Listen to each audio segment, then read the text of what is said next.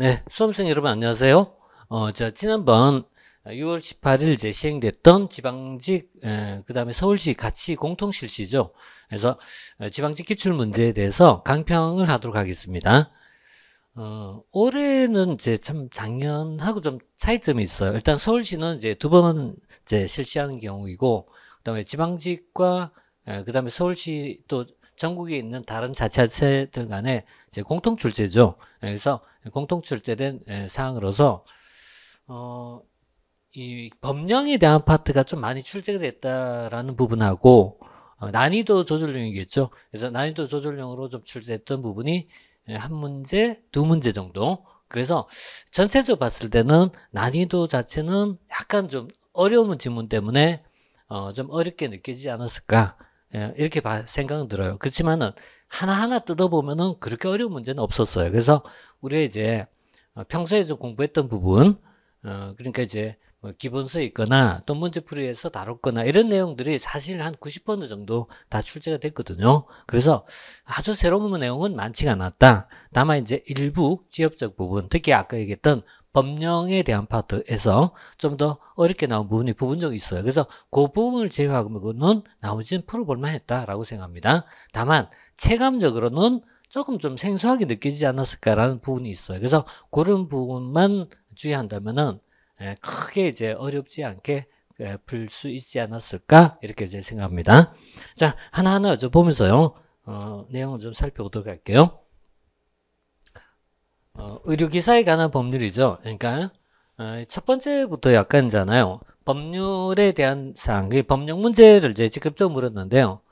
우리가 기본서에서 공부할 때는 8편입니다. 마지막 파트의 보건사업에 대한 부분하고, 그 다음 보건 관련 법령에 있는 부분인데요. 의료기사 등에 관한 법률이에요. 그러니까 이 법이 자체가요, 의료기사 등이란 말은 의료기사 플러스 알파 이런 얘기가 되거든요. 그래서 의료기사와 플러스 알파에 관련된 법률을 얘기합니다. 이때 의료기사는 뭐가 있고, 그 다음 기타 뭐가 있나, 이런 내용이거든요. 그래서 여기 보면은 안경사에 대한 부분이 있어요. 그러니까 의료기사뿐만 아니라 안경사라든가 의료정보관리사가 있어요. 그래서 의료정보관리사가 있는데요. 이게 등이죠, 그죠? 알파 등에 대한 문제예요. 따라서 의료기사에 해당하지 않는 것은, 여기에 해당되지 않는 것은 이쪽이 되겠죠. 어떻게 생각하면 좀 넌센스 퀴즈 같아요. 근데 이 실전에서 문제 풀 때 이런 부분이 즉각적으로 있잖아요. 떠오르지 않으면은 약간 좀 당황하지 않을까라고 생각합니다. 어렵다라기보다는 좀 당황하지 않고 풀 수 있어야 되는데, 그 부분이 첫 번째 문제에서 상대적으로 어렵다면 어렵다 할 수 있겠네요. 자, 그래서 여기서는 안경사가 되겠죠. 나머지는 다 있는 내용이에요. 그러니까 의료기사에 대한 것은요, 대표적으로 임상병리사라든가 또는 방사선과 물리치료사, 작업치료사, 치과기공사 이런 형태가 있어요. 그래서 나머지는 다 있는 내용입니다. 그래서 기타 내용들은 의료기사에 해당되고요. 안경사는 의료기사가 아니다 이거죠. 아니다. 네. 자, 그래서 1번, 3번이었고요. 자, 2번 동기부여 이론입니다. 동기부여 이론 중에서 X이론에 근거하여 관리자가 구성을 대하는 가장 좋은 방법은 이렇게 되어 있는데요. 사실 동기부여 이론이나 이런 부분에 대한 문제 중에는 그래도 좀 쉽게 나오지 않았을까, 이렇게 생각합니다. X이론과 Y론이 있죠. 인간에 대해서 바라보는 시각이죠. 그러니까 X론적 인간. 인간은 이렇게 보는 거죠. 인간은 타율적 인간이다. 또는 인간은 경제적, 합리적 인간이다. 이렇게 가정을 하는 거죠. 그 다음 Y론적 인간. 인간은 자율적 인간이다. 인간은 사회적 인간이다. 뭐 이런 식으로 가정을 둔 거죠. 여기에 따라서 보상 또는 관리 전략이거든요. 그래서 인간을 바라본 관점이고, 여기에 따른 관리 전략을 설명하는데, 관리 전략에 속한 것이 타율적 인간에 대해서는 통제가 필요하겠죠. 통제, 제재 이런 거, 통제나 제재가 필요하고요. 그 다음에 경제적 인간에 대해서는 경제적 보상이 필요하겠죠.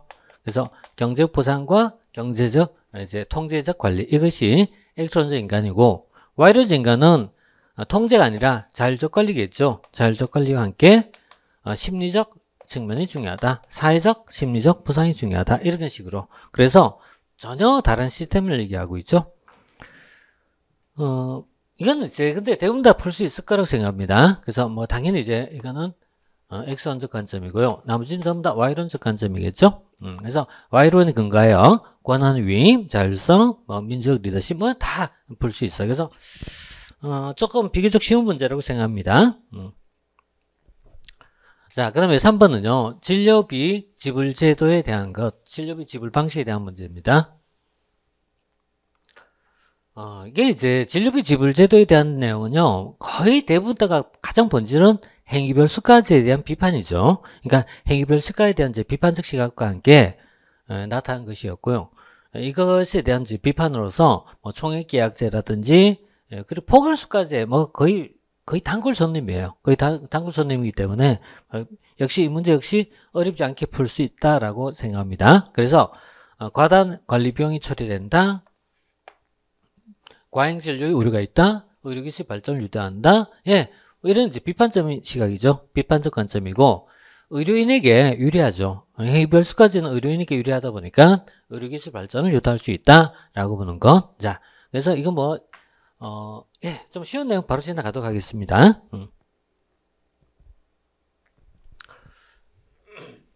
자, 4번은 이제 국민건강보험 요양급여의 기준에 대한 파트인데요.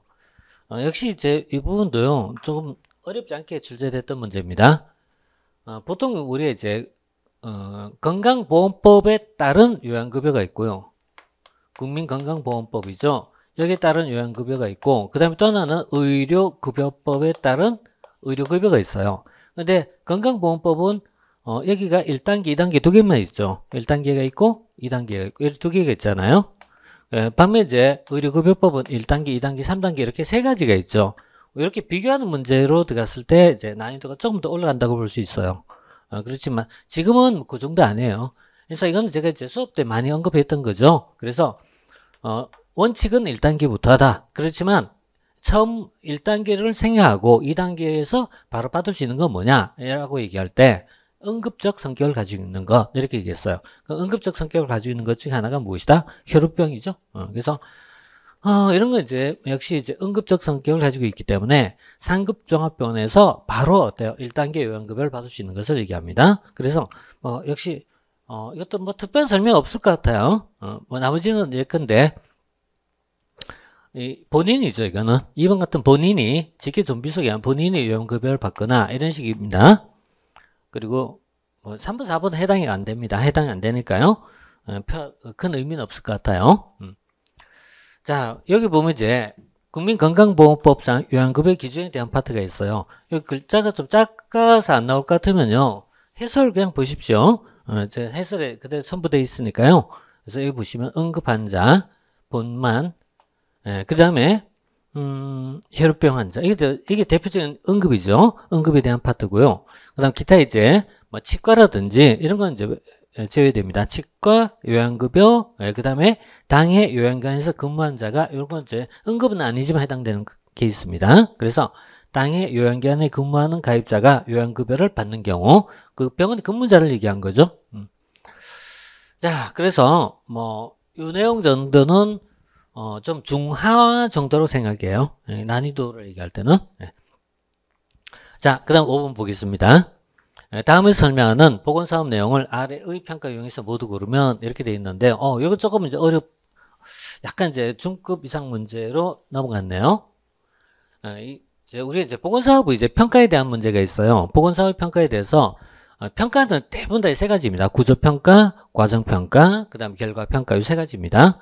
그래서 구조를 볼 것이냐, 구조는 시스템이죠. 그러니까 자원을 보통 볼 때 시설, 인력 이런 것을 볼 때는 구조평가, 그리고 진행되는 프로세스를 볼 때는 과정평가, 그 다음 그 결과를 보고자 할 때는 결과평가, 뭐 성과평가 이렇게 부를 수 있는데 이걸 이제 일반적 상식에 기초해서 이렇게 풀어가도 돼요. 이렇게 봐도 되고 구조평가, 과정평가, 결과평가 이렇게 해서 진행 단계로 풀어가는 게 제일 쉬워요. 사실 제일 쉬운데 일부 암기할 사항이 조금 있어요. 그렇지만 기본적 개념 이렇게 보시면 돼요. 자, 사업의 목적과 목표를 달성하느냐 이렇게 물으면요 당연히 이제 결과평가겠죠.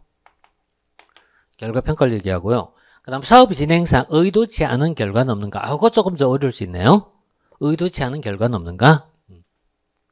그럼 사업의 진행 정도가 목표 대비 의도한 대로 실행되고 있느냐. 여기는 진행 정도를 묻고 있어요. 진행 정도를 묻고 있기 때문에 이건 과정평가입니다. 과정평가고요. 다음에 이제 두 번째 같은 케이스는 의도치 않은 결과가 없느냐 이렇게 물을 때는 통상적 결과 평가적 성격을 가져요. 근데 진행상이란 말이 또 포함되어 있어 갖고 이거는 아마 두 개 같이 포함된다라고 생각합니다. 그래서 얘는 과정평가와 그 다음에 결과 평가의 성격을 모두 가지고 있다 이렇게 좀 생각합니다. 그래서 뭐 여기서 찾을 때는 어디에 속하냐 물으면요 당연히 이제 결과 평가와 과정평가 이렇게 들어가 있고 구조평가는 없죠. 예, 기억은 없으니까요. 예, 4번입니다. 자, 그래서 5번 문제가 조금 있죠. 조금 특히 두 번째 내용이 조금 어렵다기보다도 약간 헷갈릴 수 있어요. 다만 답을 찾는 거는 어렵지 않을 것 같아요. 왜냐면 여기 구조평가는 없으니까요. 자, 여기 보면 이제 해설지 보시면요. 구조평가가 뭐냐, 결과평가가 뭐냐, 과정평가가 뭐냐에 대해서 들어가 있는데 이거 좀 너무 제가 조그맣게 글자 나오고 잘 안 보이시죠? 그래서 구조평가란 투입된 자원을 평가한 것이다. 결과평가란 의도된 대로 목표를 달성했는지를 평가한 것이다. 과정평가는 진행 과정에서 이렇게 되는 거예요. 그래서 과정평가의 이제 가장 기본적 개념은요. 바로 이 진행 과정을 얘기합니다.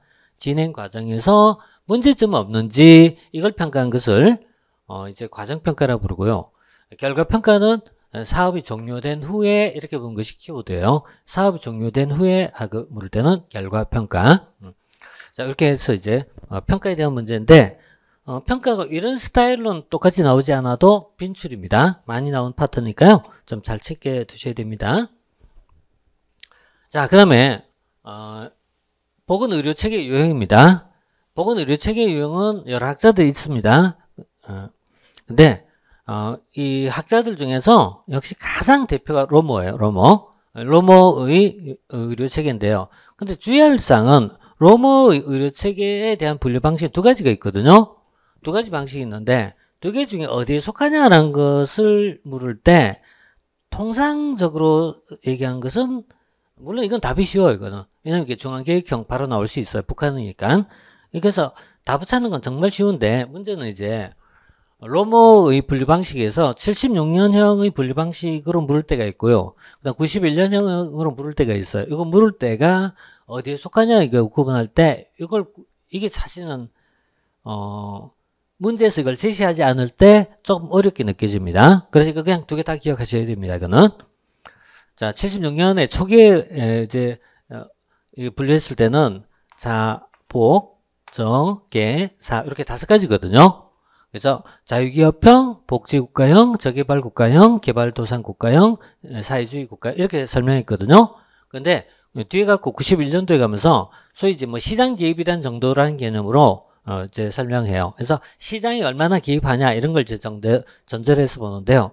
여기에 속한 것은요. 자유기업형, 복지지향형 여기까지 비슷해요. 근데 그 다음부터 조금 다르죠. 그래서 보, 사 이렇게 두 가지가 들어가거든요.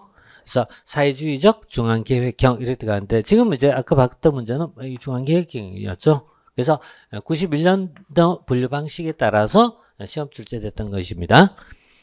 자, 뭐 근데 문제 이거 몰라도 볼 수 있는 문제였기 때문에 사실상 문제로서 가치는 좀 극단적 생각은 없다라고 생각해요. 왜냐면 이건 뭐 누구나 풀 수 있지 않나 이런 생각이 좀 들거든요. 저기 뭐 여기서 북한은 어디 속하냐 이러면요 뭐 당연히 개도국은 아닐 거 아니겠습니까? 그럼 중앙계획형밖에 나올 게 없으니까요. 그래서 문제로서는 좀 변별력이라는 측면에서는 별로 좋은 문제는 아니라고 생각합니다. 좀 적당히 어려워야 돼요. 왜냐면 너무 쉬우면은 차이가 없어지잖아요. 그리고 너무 어려워지면은 그것도 차이가 없어집니다. 그래서 뭐 적당히 어려워야 되는데 뭐 그러면서 조금 아쉬움이 있는 문제 중에 하나입니다. 자, 그다음 7번 볼게요. 포괄수까지의 특징만을 고른 것은 이렇게 되어 있어요. 포괄수까지 뭐 특징이라고 하면은 결국 행위별 수까지에 대해서 이 비판에서 나온 거죠. 그러니까 행위별 수까지의 문제점을 이제 비판에서 나왔던 건데요. 포괄수까지 가장 큰 것은 진단명별로 하는 거잖아요. 그래서 진료의 표준화를 유도할 수 있고요. 진료비 산정의 간소화를 가져올 수 있다. 뭐 바로 이런 거 바로 나올 수 있을 것 같습니다. 저희 볼 수 있고요. 첨단 의학기술 발전을 유도한다. 이렇게 얘기하면 이건 행위별 수가겠죠. 행위별 수가지의 가장 큰 장점이 신기술 개발에 노력할 것이다 라는 거. 우리나라 병원이 그 케이스죠. 그 다음에 진료의 지속성이 있어요. 진료의 지속성, 연속성 이런 말이 있어. 이렇게 들어가는데 이거는 인두제적 개념에 관련돼요. 인두제. 영국의 1차 의료죠. 그래서 보통 주치의가 발달한 형태에서 나올 수 있는데 이 주치의 같은 경우에서는 계속해서 환자를 보고 있잖아요. 그래서 진료의 지속성을 유도할 수 있다라고 봅니다. 자, 그래서 뭐 니은디 이것도 이것도 어렵지 않은 문제입니다. 포괄수까지 이제 장단점도 있는데요. 이거 뭐 특별히 이제 설명할 내용은 별로 없어요, 사실상. 그래서 포괄수까지는 앞에 얘기했던 것처럼 어때요? 지불 심사 자체를 간소화시킴으로써 청구 자체를 진료비 청구 심사를 아주 간소화시켰다 이런 것들 뭐 이런 게 이제 가장 큰 장점이고요. 그다음 표준화 진료를 유도할 수 있다, 경쟁 진료를 유도할 수 있다, 뭐 이런 것이 대표적이죠. 뭐 기타 이제 국민 의료비를 절감할 수 있다 이런 것들, 국민 의료비 절감 이런 게 이제 포괄수까지 이제 장점이거든요. 그렇지만 단점을 했을 땐 지나치게 규격화된다라는 것 이런 것들. 그리고 과소진료의 우려가 있다, 과소진료의 우려가 있다 이런 것들, 신규 의학기술 발달에는 별로 도움이 되지 않는다 이런 것들. 그래서 나온 것이 어때요? 신포괄수까지죠. 그래서 신포괄수까지로 발전하게 되었다. 뭐 이런 식으로까지 우리가 봐야 되겠죠. 사실은 여기까지 봐야 되겠죠. 여기까지. 자, 8번은 교육훈련 방법입니다. 자, 훈련자를 몇 개의 반으로 나누어 분반별로 신디케이트. 이게 뭐 특별한 설명이 필요 없을 것 같아요, 이게. 신디케이트라는 게 분임 토의를 얘기하거든요. 그래서 신디케이트는 분임 토의별로 하는 것을 얘기하고, 분임 토의를 하고 나서 전체적 토의하는 거. 그래서 우리 이제 초등학교 때 분단별 회의 같은 것이 여기에 들어갑니다. 이런 것이 이제 분반별로 하는 거죠. 이런 걸 이제 신디케이트고요. 이 사례나 케이스 스터디나 토론회의, 감수훈련, 뭐 이 문제에서 유일하게 그래도 있잖아요. 뭐 헷갈릴 수 있다라고 하면은 뭐 3번, 4번 정도라고 봐요. 이 정도로 보는데, 감수훈련은 격리된 장소에서 하는 겁니다. 이거 조금 다르죠? 그래서 격리된 장소에서, 이 비정형적 체험학습 하는 것을 우리가 이제 감수훈련이라고 부르죠. 그래서 일단 뭐 이거 명확하게 이거 이제 구분되는 내용이기 때문에 제가 바로 이것도 통과하겠습니다. 자, 그 다음 9번 건강보험 재원의 구성에 대한 설명으로 가장 옳은 것은 아마 이제 이번 시험 중에서 가장 있잖아요. 이거 가장 하이스코어예요. 가장 어려운 문제입니다. 난이도 조절형이라고 생각해요. 그러니까 난이도 조절형은 나왔던 대표적 케이스라고 보셔야 돼요. 그래서 우리가 건강보험을 건강보험관리공단에서 건강보험 재원을 마련해야 되잖아요. 재원을 통해서 우리가 이제 급여를 하게 되는데 그 재원을 마련하는 부분에 대한 것입니다. 이 중에서 제일 큰 건 뭐냐 물으면 당연히 뭐겠습니까? 보험료 수입이 제일 크겠죠. 보험료 수입이 제일 크고요. 두 번째가 국고거든요. 국고 지원이거든요. 국고에서 대한 지원인데 국고 지원이 전체적으로 한 20% 정도를 차지해요. 현재 법에는 국고 지원 20% 정도 차지하고 있어요. 그래서 국고가 20% 정도 차지할 때요. 이 국고에 대한 지원이 두 가지 방식이 있어요. 하나는 보험료 예상 수입의 건강증진기금이 있고, 그 다음 또 하나는 국고 지원이라는 것이 있는데요. 정확하게 얘기하면 국고라보다는 국가 지원이 맞겠지, 그죠? 그냥 국가 지원인데요. 국가에서 지원해 준 거죠. 이렇게 구성되죠. 보험료와 국가 지원 이렇게 두 가지가 있고요. 국가 지원은 다시 국고에서 14%를 지원하고요. 그 다음에 또 하나가 기금입니다. 기금에서 6%를 지원해요. 이렇게 해서 그러면은 이제 보험료 수입이 그럼 한 80%, 8대2 정도로 보면 되겠다. 그죠? 이렇게 보시면 되겠고요. 그 다음에 이제 또 하나 주의할 사항은 보험료는 이제 지역과 그 다음 직장 가입자가 있어요. 직장 가입자와 지역 가입자가 있어요. 대략 한 4대1 정도 비중이에요. 그러니까 이게 통계적으로 최근 통계는 아니고 한 3년, 4년 전에 나왔던 통계를 보면은 대략 한 4대1 정도 돼요. 4대1에서 5대1 정도 됩니다. 그러니까 이 정도 비율이라고 보시면 돼요. 이 정도 비율. 그래서 직장인 월등히 많다는 얘기 한 거죠. 직장인에 대한 이제 요율이 너무 높이 올라간 게 문제예요. 최근에 와서는 직장 요율이 6%를 지금 넘어가고 있거든요. 굉장히 많이 내고 있습니다. 그래서 좀 문제가 사실 되겠죠. 자, 보겠습니다. 건강보험 재원 중에서 가장 큰 비중을 차지한 수입원은 국고 지원이 아니라 보험료겠죠. 보험료 지급이고요. 그다음 매년 국민건강증진기금에서 당해년도 보험료 예상 수입의 6%에 해당되는 금액을 건강보험공단에서 지원한다. 맞아요. 맞는 내용이고요. 이게 2022년 12월까지 한시적입니다. 한시적이라고요. 소위 이런 거 우리가 일몰제라고 불러요. 일몰제 해당돼. 일몰제 해당돼갖고 2022년 12월까지 해당됩니다. 그럼 그 이후에는 어떻게 될 것이냐? 그건 이제 차후 입법이 뒤따라가야 돼요. 그래서 그 이후에는 차후 입법이 뒤따라야 되는데요. 하여튼 이 초기에 여기에 대한 규정을 뒀을 때는 이걸 일몰제로 2022년도까지 규정을 했었습니다. 자, 그 다음에 매년 수입원이 14%죠. 14%에 해당되는 금액을 국고로 지원하여 건강보험의 재정 건전성을 확보하고 있다. 그 다음 건강보험 재정의 대부분은 지역가입자가 아니라 직장가입자죠. 직장가입자가 납부하는 보험료로서 지원을 구성한다 이렇게 되어 있어요. 그래서 이게 이제 전체적으로 지원 구성에 대한 문제예요. 왜 이게 제가 어렵다고 얘기하냐면은 14% 이것도 어렵지만 이게 한시적인 거거든요. 한시적인 거기 때문에 6%라는 것은 일반적으로 우리가 교재를 찾아서 잘 나오지는 않아요. 그러니까 이게 부칙이 있어요. 국민건강보험법 이 보면 이제 부칙이 있어요. 부칙에 이 내용이 있는데 그 부칙이 지금 현재는 이 내용이 여러분 찾아도 없을 겁니다. 찾아 없을 거예요. 그러니까 과거에 이 부칙이 있었던 건데 지금 일몰제에 해당되기 때문에 당연히 이게 이 표에 나와 있지는 않아요. 그래서 상대적으로 좀 어려운 문제다라고 생각합니다. 자, 맞는 것이었죠. 그래서 이건 뭐 너무 있잖아요. 너무 변별력이라고보다 그냥 만점 방지용이라고 보시면 될 것 같아요. 이렇게 보시고요. 자, 그 다음에 10번은 수업 분석입니다. 수업 분석에 대한 파트인데요.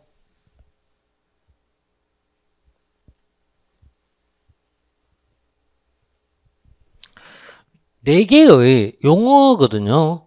그러니까 이제 환경의 불확실성을 바라본 시각이에요. 그리고 대내적으로 강점과 약점을 이제 분석한 겁니다. 그래서 내부적으로 봤을 때는요. 내부적으로는 강점을 가지고 있다. 강점을 가지고 있다. strength. 약점을 가지고 있다. weakness. 이렇게 쓰고요. 그 다음에 불확실성을 바라본 시각이거든요. 불확실성을 바라볼 때요. 불확실성을 기회라고 볼 수가 있어요. 이렇게 보면은 opportunity. 그 다음에 위기다. 이렇게 봐요. 위기. 또는 위협이라고 보는 시각이에요.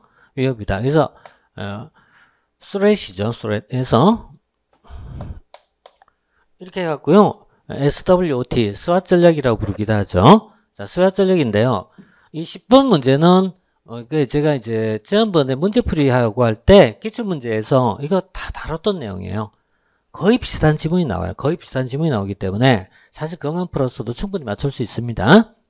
자, 지금은 사회적 분위기가 건강을 우선시하는 분위기로 가고 있어요. 이렇게 되면 건강증진 사업을 할 때 어때요? 굉장히 좋은 기회가 되겠죠. 그래서 이제 기회에 대한 문제예요.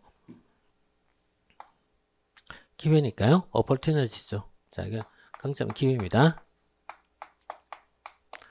그 다음에 소속 초등학교 교원들의 능력이 우수하다. 이건 내부적인 거죠. 학교 내부적이잖아. 내부. 학교 내부잖아요. 그러니까 외부냐 내부냐 이거예요. 자, 이거는 불확실성 외부입니다. 외부를 얘기하고 이건 내부를 얘기해요. 내부. 그러니까 초등학교 내부에서 외부에서 이렇게 보시면 돼요. 그래서 외부에서 사회적 분위기 외부잖아요. 이게 외부. 외부잖아요. 그래서 건강을 우선시한 분위기로 가고 있다. 이 기회가 되는 겁니다. 그 다음에 교원의 능력이 우수하다. 이건 이제 내부적 강점을 얘기한 거죠. 그래서 이건 기회가 아니고요. 강점을 얘기하죠. 강점, strength. 그 다음에 약점, 공간이 부족하다. 내부적인 약점이 있겠고요. 그 다음에 위협. 시골이어서 주위에 연계할 수 있는 관련 기관이 부족하다. 예, 뭐 이런 것 위협이 될 수 있죠. 이렇게 네 가지를 가지고 분석하는 게 수학 전략이죠.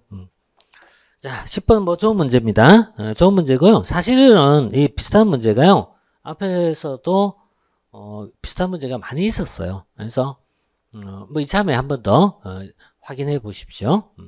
자, 그 다음에 11번 의료자원에 대한 평가 중 어디에 해당되는 것이냐라는 문제인데 의료자원 평가에 대한 내용 중에서 여러 가지가 있습니다. 이게 보건의료자원 파트를 보시면 돼요. 보건의료자원이라면 3편입니다. 여기 보시면 2편이죠. 2편에 나온 건데 보건의료자원에 대한 평가에서 지금은 이제 병상수에 대한 문제잖아요. 병상수에 대한 문제인데요. 이런 건 양적 문제죠. 양적 문제. 양적 충분성, 질적 적정성 이런 식이에요. 양적 충분성, 질적 적정성, 효율성, 통합성, 분포 이런 것이 들어갑니다. 분포의 형평성 이런 것입니다. 그래서 이런 것이 이제 대표적으로 의료자원의 평가 모형이거든요. 근데 뭐 사실 이거 있잖아요. 뭐 이 안에서 찾으면 바로 이거 나올 것 같아요. 이것도. 그래서 일단 있다는 거 좀 체크해 보십시오. 그래서 보건의료자원에 대한 평가는 양적, 질적, 그 다음에 있잖아요. 분포, 그리고 효율성, 뭐 적합성 이런 내용이 있다. 이 정도 보십시오. 자, 그 다음 12번. 자, 12번은 예산 집행 과정 중에서 중앙예산기관으로부터 배정된 예산을 각 부처의 장이 하부기관에 이게 이제 재무행정을 공부하면은 예산의 이제 흐름도가 있어요. 예산 흐름도 보면은 자, 중앙예산기관. 현재 우리나라에서 중앙예산기관은 기획재정부를 얘기합니다. 기획재정부. 중앙예산기관 기재부가요. 누구에 대해서? 각 중앙관서에 대해서. 이 중앙관서가 법적 표현이에요. 이 법적 표현이고 보통은 우리가 이제 각 중앙부처의 장이 이렇게 써도 되긴데요. 근데 이게 정확한 표현은 중앙부처의 장이 아니고요. 중앙관서가 정확한 표현이에요. 이건 법에 이렇게 나오거든요. 어쨌든 각 부처의 장을 각 부처라고 하면 되겠죠. 각 부처. 그리고 다시 이 밑에 산하기관이 있어요. 산하기관. 하부기관 또는 산하기관이 있어요. 이때 중앙예산기관이 각 중앙관서에게 내려준 것을 배정한다. 그리고 다시 한 번 더 배정한다 해서 재배정한다. 이렇게 봐요. 재배정한다. 2차적 배정 이런 겁니다. 그런데 질병관리청으로 간다. 또 뭐 보건복지부로 온다. 보건복지부 내려보낸다. 배정. 보건복지부나 질병관리청에서 다시 오성생명센터로 간다. 이렇게 하면 재배정 이런 식입니다. 자, 이것도 뭐 더 평이한 문제입니다. 자, 다음 13번. 건강증진법상 명시된 건강증진기금의 사용범위에 해당하지 않은 것은 이것도 우리 많이 보지 않았습니까? 그 건강증진기금을 어디 사용할까 이런 문제예요. 그래서 어디 사용할까 할 때요. 그럼 건강생활지원이라든지 영양관리, 구강건강 뭐 다 들어갈 수 있죠. 이런 거 다 들어갈 수 있고요. 사업장 아예 없어요. 이런 말이 없어요. 없는 건 없는 거예요. 이게 없는 거예요. 그냥 이런 건 이제 이건 몇 번 읽다 보면요. 그냥 자동적으로 이건 이제 우리가 풀 수 있습니다. 자, 본 김에 국민건강증진법에서 건강증진기금 사용 용도는 뭐냐라고 할 때, 자, 첫 번째는요. 금연교육, 건강생활의 실천, 보건교육, 보건통계의 작성, 질병예방, 국민영양관리, 신체활동, 구강건강관리사업 이런 식이거든요. 기타 건강증진 이런 것이거든요. 이런 내용이 이제 들어가는데요. 어쨌든 뭐 이거 어렵지 않은 문제입니다. 자, 그 다음에 14번 암관리법 시행령상 암의 종류별 건강검진주기와 연령기준에 대한 설명 옳지 않은 것. 이거 지난번에 마지막 그 동영 모의고사 칠 때 똑같은 지문 들어가 있었죠. 이게 물론 1, 2, 3, 4 순서는 다르지만 내용은 똑같았죠. 그죠? 그래서 똑같은 내용 앞에서 봤던 겁니다. 이거. 그래서 대장암 1년이죠. 1년. 1년. 이게 있잖아요. 이거는 반드시 정리할 사항입니다. 반드시 정리할 사항이고요. 기본적으로 40세 이상, 50세 이상, 20세 이상 이렇게 들어가요. 그러니까 20세 이상에 해당되는 것이 있고요. 그 다음에 통상적 40세 이상, 예외적 50세 이상, 그 다음에 2년에 한 번, 그리고 1년에 한 번, 6개월에 한 번 이렇게 들어가거든요. 그러니까 이런 거는 좀 기억을 해야 돼요. 기억해야 될 사항인데요. 어렵지 않아요. 어렵지 않아 이거는. 자, 이 암 건강 검진 주기입니다. 건강검진에는 암검진만 있는 건 아니지만 암건강검진에 대한 파트예요. 그래서 일반적으로는 40세 이상부터가 일반적이에요. 그러니까 40세 이상 이걸 기준 잡아요. 그래서 항상 기억할 때 원칙은 40세고 원칙이 40세인데 원칙에 해당되지 않는 거를 찾으면 되거든요. 원칙에 해당되지 않은 건 50세 이상에 해당되는 게 대장암이죠. 그 다음에 20세 이상은 자궁경부암이죠. 이런 경우에 이제 해당되고요. 그 다음에 검진 주기도요. 원칙 2년이에요. 그렇지만은 1년짜리가 있어요. 이게 대장암이죠. 대장암 1년짜리죠. 간암은 고위험군을 얘기해요. 고위험군만 해당되기 때문에 간암은 좀 예외적인 상황입니다. 그래서 이런 내용들이 이제 건강검진 주기에 대한 파트거든요. 그런 거는 이제 당연히 정리하고 있어야 돼요. 정리해야 되고요. 그래서 이거 어렵지 않은 지문이었습니다. 그 중에서. 자, 그 다음에 정책 결정 이런 모형에 대한 내용인데, 옳은 것은 이것도 있잖아요. 많이 나오는 문제예요. 많이 나오는 문제고, 그 난이도의 수준만 보면은 중급 정도라고 보시면 돼요. 중급 정도. 원래 정책 결정 모형은 이렇게 발전합니다. 합리 모형이 있어요. 합리 모형에 대해서 비판해서 나온 것이 1950년대 사이먼에 의해서 제시됐던 것으로서 만족 모형이 있어요. 이게 기본적 차이점은 완전 합리성, 제한된 합리성 이 두 가지예요. 그래서 완전한 합리를 가정하고 있느냐 또는 아니야 제한된 합리를 가지고 있느냐라고 보는 시각이에요. 이렇게 봤고요. 그 다음에 만족 모형이 1960년대 이후에 가고 발전해 나갑니다. 그래서 나온 것을 점정 모형 또는 이제 회사 모형, 뭐 조금 더 발전하면 쓰레기통 모형 이런 식이거든요. 이렇게 발전하는데 점정 모형은 기본적 만족 모형과 크게 다르지 않습니다. 크게 다르지 않습니다.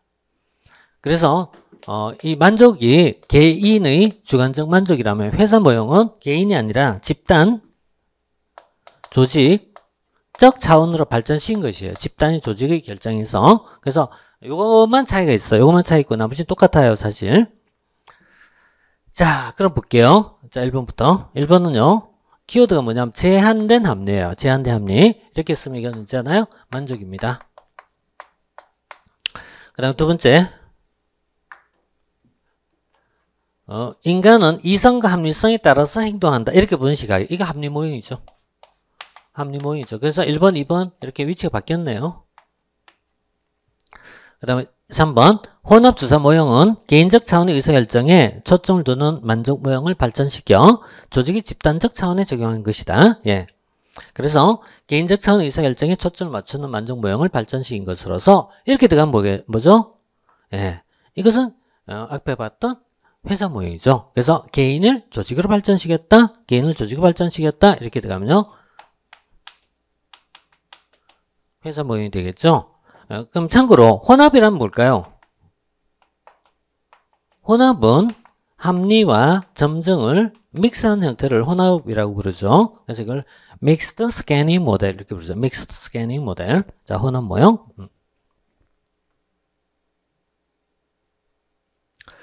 자, 그 다음에 최적 모형은 합리성뿐만 아니라 직관이나 판단력 같은 초합리적 요인도 중시한다. 맞아요. 그래서 최적 모형의 기본적 특징이 합리 플러스 초합리입니다. 얘는 기본적 개념이에요. 합리와 초합리를 결합한 형태입니다. 결합한 형태로서 들어가 있다. 자, 여기 최적 모형.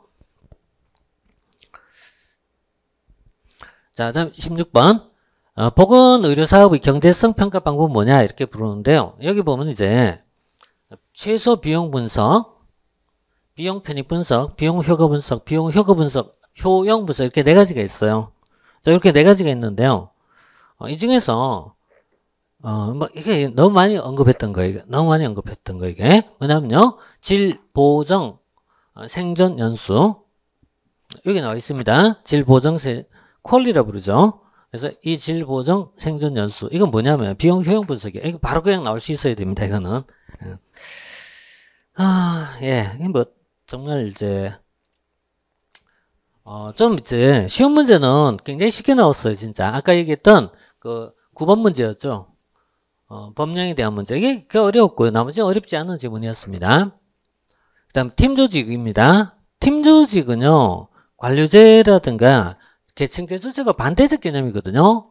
그러니까 보통 우리가 조직을 얘기할 때요, 관료제, 또는요, 계층제 조직, 뭐 좀 더 발전시키면은, 라인 조직, 스텝 조직, 라인 조직 이런 것이거든요. 이 대비되는 개념이, 이제 팀 조직, 탈계층제 조직 뭐 이런 식이거든요. 또는 프로젝트 팀 이런 거 프로젝트 팀 조직 이런 것들 이런 식이거든요. 여기 대비된 비교된 개념이거든요. 권한이 집중되어 있다. 이쪽이잖아요. 그러니까 이쪽은 계층제적 구조, 그 다음에 직권화된 조직 구조, 수직적 조직 구조, 하향적 조직 구조, 이게 기본적인 전통적 조직입니다. 그래서 관료제나 관리의 특징이 계층제, 직권적, 수직적, 하향적이에요. 반면 이쪽은 어때요? 분권적 조직구조, 수평적 조직구조, 상향적 조직구조 이런 식이거든요. 자, 따라서 뭐 1번은 이게 사실 뭐 고민을 할 것 없이 1번입니다.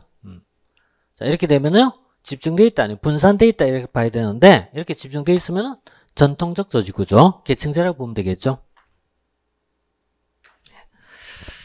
자, 그 다음 18번. 18번 이제 조금이죠. 약간 이제, 정리 안 했으면 어려울 수 있을 것 같아요, 이거는. 헬스플랜 2030입니다. 자, 헬스플랜 2030에 대한 파트인데요. 2030에서 이제 궁극적으로 추구한 것이요. 그러니까 이제 여기서 보면 총괄 목표가 있어요. 총괄 목표는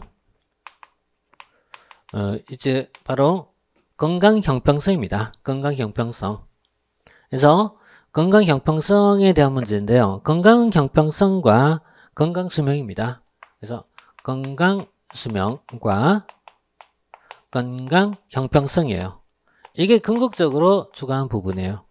그리고 그 다음에 지금은 기본 원칙이거든요. 이것을 위한 기본 원칙이 있어요. 그게 한 6개 정도가 있거든요. 6개 정도 있나요? 요건 있잖아요. 해설 좀 참고해서 볼게요. 그래서 해설 참고해서 보시면요.